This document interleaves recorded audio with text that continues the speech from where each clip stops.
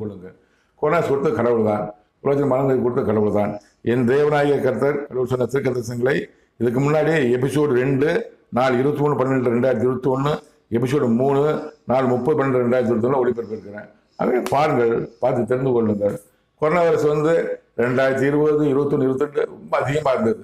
ரொம்ப அதிகமாக நிறைய பாதிப்பு. ஏன்னா ரொம்ப வேதனைப்பட்டாங்க, யாரும் வெளியே வர முடியல, ரொம்ப முடக்கப்பட்டார்கள் எல்லாமே. எல்லாம் இந்த தேவனாகிய கடவுள். இந்த கடவுள் தான் தமிழ்நாட்டின் அடுத்த முதலமைச்சர் தேர்ந்தெடுக்க முடியும். மக்களோ, கட்சி தொண்டர்களோ, அரசியல் கட்சி தொண்டர்களோ, ஐடி விங்கோ, இல்லைன்னா கோயில் போல சாமி கும்பிட்டேன், வீட்டுக்காரர் முதலமைச்சர் சாமி கும்பிட்டேன், யார் நடக்காது. கடவுள் யாரை முதலமைச்சராக்க வேண்டும் நினைக்கிறாரோ அவரை பற்றி என்னிடம் கூறுவார். எடப்பாடி பழனிசாமி தோற்கடிச்சாரு என்ன சொன்னாரு, மு க ஸ்டாலின் அடுத்த முதலமைச்சராக என்ன சொன்னாரு, ஜெயலலிதா மரணத்தை குறித்து என்ன சொன்னாரு, நிறைவேற்றினாரு. பன்னீர்செல்வம் முதலமைச்சர் இருந்தப்போ